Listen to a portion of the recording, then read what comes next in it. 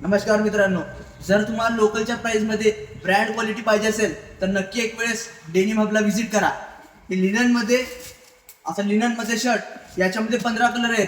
प्लेनमध्ये तुम्हाला लिननमध्ये भेटेल, ऑक्सफोर्डमध्ये भेटेल आणि वेगवेगळे इम्पोर्ट फॅब्रिकमध्ये भेटेल. ट्राउझरमध्ये आहे, फॉर्मल पॅन्ट्स आहेत. इकडे फॉर्मल पॅन्ट दाखवतो.